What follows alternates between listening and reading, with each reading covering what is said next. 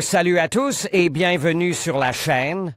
Je m'appelle Émile Garnier et ici, on parle de voitures sous tous les angles, entretien, astuces pratiques, fonctionnement des moteurs et bien plus encore. Si vous voulez mieux comprendre votre véhicule et éviter les erreurs coûteuses, vous êtes au bon endroit. Pensez à mettre un j'aime, à vous abonner à la chaîne et à regarder la vidéo jusqu'à la fin. Vous y trouverez des infos vraiment utiles. Nous connaissons. Il n'y a pas si longtemps, nous avons visité l'usine de pneus Gislaved et durant ce voyage, nous avons découvert que certains des pneus qui semblent être nouveaux sur notre marche ne sont en fait pas si nouveaux, mais nous sont connus depuis longtemps, mais ont reçu d'autres noms. Depuis que l'ancienne usine Continental s'est appelée Gislaved et a rejoint le holding de pneus, Cordian, plusieurs marques sont apparues dans la gamme de modèles de ce dernier, Tinga, Cordian, Torero et Gislaved. Et si Gislaved reprend la gamme des anciens pneus Continental, alors Torero est le Matador que nous connaissons. En fait, les pneus Torero MP47 sont à bien des égards d'anciens pneus Matador MP47, ce que l'indice alphanumérique inchangé indique de manière éloquente. Cependant, ils ont subi quelques changements et, ce qui est beaucoup plus important, leur production est complètement tombée sur les épaules du fabricant national de Kaluga. Nous devons désormais trouver nous-mêmes les tissus de corde, les additifs chimiques modificateurs, le caoutchouc et d'autres composants. Et matières premières, et certaines personnes pensent que les pneus ne se sont pas améliorés pour autant. Il est difficile de dire pourquoi de telles suppositions surgissent, ni la recette, ni les matières premières, ni l'équipement des installations de production non changent. Ce qui nous intéressait, c'est autre chose, monter dans une voiture, mieux encore dans plusieurs voitures, avec ces pneus, et vérifier en pratique comment ils se comporteront sur la route. C'est ce que nous allons faire, mais nous allons d'abord les examiner de l'extérieur. Voiture sur le flanc, rainure sur la bande de roulement comme le flanc du pneu, qui porte désormais le fier nom de Torero, a dû être modifié avec le changement de marque, toute sa surface a reçu un nouveau design. Et je dois dire que le design est très expressif et indique clairement que ces pneus sont conçus pour les jeunes et les personnes actives. Qu'y a-t-il d'intéressant ici, à part l'inscription « Torero ». Dans l'ensemble, beaucoup de petites choses amusantes et utiles à la fois. Pour ce qui est de l'utile, je citerai l'image d'une goutte sur la zone de l'épaule. Il s'agit des indicateurs d'usure, STWI, situés sur la bande de roulement.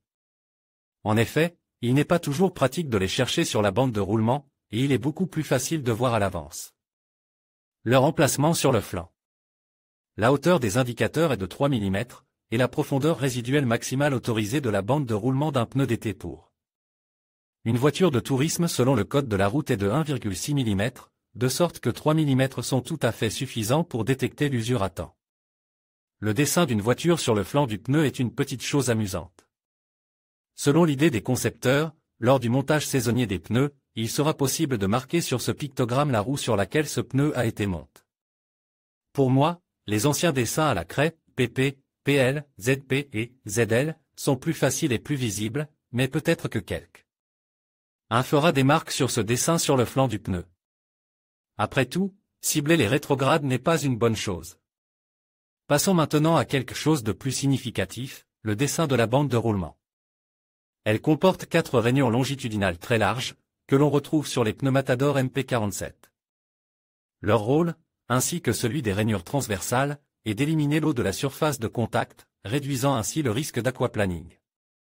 Les blocs directionnels à nervures, selon les représentants de l'entreprise, sont rendus rigides pour une meilleure adhérence longitudinale et transversale. Ceci sera bien sûr encore test dans la pratique, de même que l'effet de la bande de roulement fermée au moyen de la zone d'épaulement extérieure. Cette mesure devrait réduire considérablement le niveau de bruit dans la zone de contact de la bande de roulement avec la route. Ce que nous ne pourrons pas vérifier, c'est la durée de vie du pneu. Selon le fabricant, grâce à la sculpture et au profil soigneusement calculé du pneu, la pression dans l'air de contact devrait être repartie aussi uniformément que possible. Cela devrait augmenter la durée de vie du pneu et garantir une usure régulière. Pour vérifier cette affirmation, il est nécessaire de parcourir plus de 1000 km, ce qui n'est pas prévu dans nos plans. En revanche, il prévoit de parcourir l'Azerbaïdjan et de tester les pneus en pratique sur différentes voitures et différentes routes. Un grand rêve bourgeois non, je ne discuterai pas, la Toyota Camry 1530 était bonne en son temps. Mais quelque chose n'a pas fonctionné, le roulis, les roulements et le cuir traditionnellement de mauvaise qualité sont restés, mais la fiabilité a disparu quelque part. Et si la 1540 et même la 1550 peuvent encore être aimées d'une manière ou d'une autre, alors qu'est-ce qui est bon dans la 1570, je ne le sais pas. Si ce n'est qu'il est facile à vendre à cet égard, c'est une vraie Toyota au sens plein du terme. Et c'est une bonne chose que j'ai testé une Camry équipée d'une boîte de vitesse automatique classique, et non d'un variateur, comme c'est le cas avec le moteur le plus jeune. Mais si les étoiles sont si bien alignées que c'est la Camry et non la Porsche 993 Turbo qui atteste les pneus, alors allons-y pour la Camry. Après tout, elle possède un charme bourgeois modeste, et une cage avec un canari dans l'habitacle de cette Toyota me surprendrait. Moins qu'un tableau de bord à des kilomètres. Mais, apparemment, il était plus facile d'amener la Camry d'Amérique à Bakou que d'Europe. Un bref briefing et nous voilà partis pour les montagnes. Bien sûr, il est intéressant de circuler dans Bakou, mais nous devons avoir le temps de conduire à la fois en ville et sur l'autoroute. Et en montagne, dans les descentes sinueuses et les montées raides, nous pouvons évaluer les pneus de manière beaucoup plus objective que dans les rues de la ville. Nous avons conduit prudemment en ville, après tout, je ne voulais pas avoir affaire personnellement à la police locale. Mais la piste est une autre affaire, ici, il est beaucoup plus facile de comprendre ce dont les pneus sont capables. Sur l'asphalte sec d'une route lisse, les pneus ne posent aucune question, ils s'acquittent de leur tâche en toute confiance, à savoir maintenir la voiture sur la route. On ne leur demande rien d'autre. En montagne, c'est devenu plus intéressant, nous devions périodiquement appuyer fortement sur la pédale d'accélérateur, puis sur la pédale de frein. Mon collègue et moi avons même commencé à oublier que nous essayions de tester des pneus, nous avons vu une vieille 412 Moskvich devant nous et l'avons dépassée. Si nous voyons un nouveau Lixian L9 derrière nous, nous cédons la place et nous nous rangeons à droite. Et à un moment donné, nous avons compris que nous n'avions pas de questions à poser aux pneus, ils sont suffisants pour notre moteur. De 2,5 litres et nos 180 chevaux. Même dans les virages serres, la voiture se comporte de manière adéquate, et ce qui nous manque maintenant, c'est avant tout des freins normaux. Avec la transmission automatique de cette Camry, il est plutôt difficile de freiner le moteur, et dans les descentes, les freins surchauffent. Le soir, le temps change, il commence à pleuvoir. Il nous restait environ 200 km à parcourir, sur une niveleuse. Tout devait bien se passer, mais nous devions descendre dans la plaine et le temps était compte. J'ai dû appuyer sur l'accélérateur. Il s'avère qu'il est possible de prendre du plaisir au volant de cette berline japonaise dont toute la philosophie s'oppose à la conduite active. Il suffit de trouver une route sinueuse en montagne, parfois asphaltée, parfois caillouteuse. Sur l'asphalte, je n'ai pas hésité à faire bondir la Camry dans un virage. L'accélérateur ne m'a pas laissé dériver, et les roues arrière n'ont que légèrement grincent sur l'asphalte humide. Elles tiennent très bien la route sur le mouille. Même le système de contrôle de la stabilité n'a pas eu le temps de réagir de quelque manière que ce soit, les pneus ont pu faire face seul à l'indignation du conducteur. Une niveleuse mouillée dans l'obscurité et sous la pluie est très intéressante. Mais on ne voit rien. Nous ne pouvions pas passer 3 heures sur 180 km, nous avons donc roulé à 90 à 100 km/h en moyenne. En général, c'est une route lisse, seulement glissante et avec des pierres occasionnelles. Bien sûr, si vous avez peur dans un virage et que vous appuyez sur le frein, vous pouvez sentir que l'essieu arrière essaie de dépasser. Ce n'est pas surprenant, même s'il est bien roule, le gravier humide est très sale, sur lequel des camions avec des mottes de terre sur leurs roues sortent constamment, est une bonne piste de rallye, et non une route publique. Si vous conduisez mal, cela peut donc devenir un peu effrayant. Mais si vous conduisez la voiture en comprenant le processus, son comportement sur les pneus Torero ne pose aucun problème, tout est très prévisible, stable et fiable. Un détail important, malgré le fait que des cailloux parfois assez gros ont jailli sous nos roues, nous n'avons pas endommagé les pneus. Le lendemain nous a préparé un cadeau, le changement de voiture des équipes nous a amenés à la Hyundai Elantra. Apparemment, pour nous faire apprécier davantage la Camry. Non, l'Elantra n'est pas une mauvaise voiture, mais ce n'est pas un grand plaisir de rouler dedans toute la journée. De plus, nous devions rouler lentement, la vitesse était limitée par un épais brouillard, dans les nuages duquel se trouvaient des moutons invisibles, des chiens et de nouvelles voitures électriques chinoises.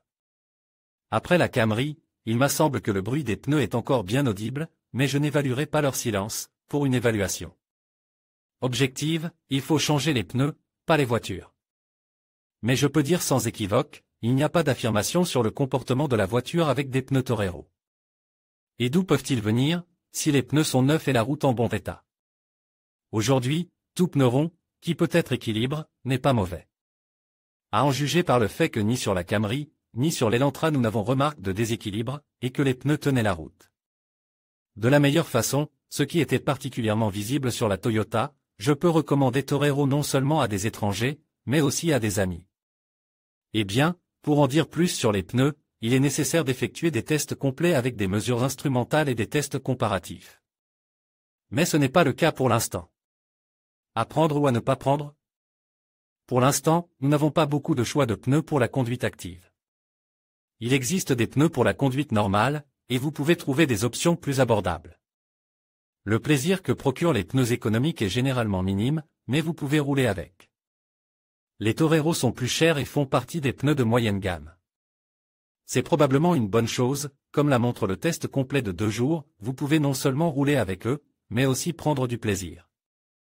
Les Torero MP47 se sont montrés très décents sur l'asphalte sec et mouille, et ont bien résisté aux routes de gravier. Je ne les comparerai donc pas à des pneus bon marche, ici, vous pouvez sentir un niveau supérieur. Et ne pensez surtout pas qu'ils sont inférieurs au Matador slovaque, qui était produit à Kaluga, il n'y a aucune raison pour cela. Les Summer Torero MP47 sont disponibles dans près de 2 douzaines de dimensions, des modestes 175 65e R14 aux immondes 215 55e R17. Qui conviendront même aux grands crossovers. Vous voulez conduire activement et beaucoup? Le Torero est probablement votre choix. Quant à ceux qui choisissent des pneus uniquement pour des raisons pratiques, ils peuvent se tourner vers les pneus Cordian ou Tinga, plus abordables. Les premiers ne sont pas inférieurs au Torero, mais ils sont légèrement moins chers. Quant à Tinga, il sera certainement apprécié par ceux pour qui le faible coût est le plus important. L'essentiel est de se rappeler que des pneus nationaux neufs seront toujours meilleurs que des pneus import, dégarnis, vieux de 10 ans, et que nous avons encore le choix des pneus neufs. En conclusion, le pneu été Torero MP47 se révélait être un excellent choix pour les jeunes et les actifs à la recherche de performance et de sécurité sur la route. Avec son adhérence remarquable et son confort de conduite, il répond parfaitement aux besoins des conducteurs modernes. Que ce soit pour des trajets quotidiens ou des escapades le week-end, ce pneu offre une expérience de conduite agréable et fiable. N'hésitez pas à considérer le Torero MP47 pour vos prochaines aventures sur la route.